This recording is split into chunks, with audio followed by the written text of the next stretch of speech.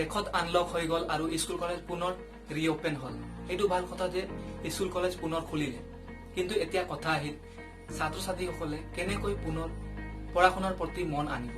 Lockdown যেতিয়াৰ পৰা হল ছাত্ৰ ছাত্ৰীসকলে পঢ়া শুনাৰ পৰা একেবাৰে দূৰত হৈ গৈছিল। কিছুমানৰ মোবাইলৰ এডিকশ্যন হল আৰু কিছুমানৰ গোটেই দিনটো শুই থকাৰ এডিকশ্যন হল। মানে দেখিবলৈ গলে সকলোৰে আলসি আৰু লেজিনেছৰ শিকাৰ হল। ময়ো এজন ছাত্ৰ, গতিকে মোৰ কৰ্তব্য আছে যে মোৰ ভাইটি ভণ্টি সকলক আৰু মোৰ বন্ধুসকলক পুনৰ পঢ়া শুনাৰ প্ৰতি আগুৱাই লৈ যোৱা। গতিকে এতিয়া কথা আহিল কেনেকৈ পুনৰ পঢ়াৰ প্ৰতি মন মেলিব পাৰি তেনে চাওঁ। প্ৰথমে আপুনি ৰিয়েলাইজ কৰক, মনত কৰক যে আপুনি যেতিয়া স্কুল কলেজত নতুন এডমিশ্যন কৰিছিলে তেতিয়া আপোনাৰ মনত এটা সপোন আছিলে যে আপুনি মেট্ৰিকত বা ছেকেণ্ড ইয়াৰ বা ডিগ্ৰীতে ভাল ৰিজাল্ট কৰিম বুলি। হয় যে লকডাউনৰ সময়ত আপুনি ঘৰত থাকি বৰিং অনুভৱ কৰাৰ কাৰণে আপুনি পঢ়া শুনাৰ প্ৰতি দূৰত হৈ গৈছিল।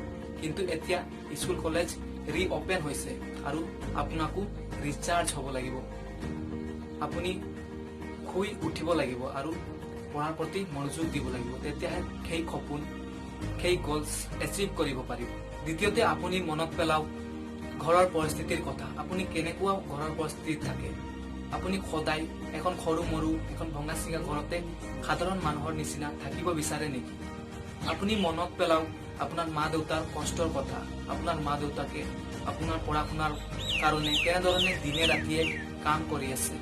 আপুনি সদায় এনেধৰণে নিজৰ মা দেউতাক কষ্ট কৰাই থাকিব নেকি? যদি এনেধৰণে কষ্ট কৰাব নিবিচাৰে তেনেহলে আপোনাক কৰিব লাগিব। আপোনাৰ যি সপোন আছে সেইটো পূৰ্ণ কৰিব লাগিব। তেতিয়াহে আপোনাৰ মা দেউতাৰ কষ্টৰ ফল, আপোনাৰ মা দেউতাই যি কষ্ট কৰে সেইটোৰ মূল্য থাকিব। তৃতীয়তে আপুনি নিজেই কওক যে এনেধৰণে যদি গোটেই জীৱন লকডাউন হৈ থাকিলে হয় তেনেহলে আপুনি এনেধৰণে আলসি হৈ শুই থাকিল হয় নেকি? লকডাউন খুলিলে আপুনি বাহিৰত আহি এবাৰ চাওক। এতিয়া সময় নাই, কাৰণ এনেধৰণে বহুত সময় নষ্ট হৈ গল। এতিয়া জাগি উঠা সময়। গতিকে বন্ধুসকল এতিয়া ভাবি থকাৰ সময় নাই। কেনেকৈ পঢ়িম, কি পঢ়িম, কেতিয়া পঢ়িম, পঢ়াত মন নাই যোৱা, এনেকুৱা ধৰণৰ বাহানা চাইডত থৈ দিয়া আৰু এতিয়া পঢ়াৰ প্ৰতি মনোযোগ দিয়া। কাৰণ আপোনাৰ সপোন পূৰা কৰিব আছে, আপোনাৰ মা দেউতাৰ কষ্টৰ ফল দিব আছে।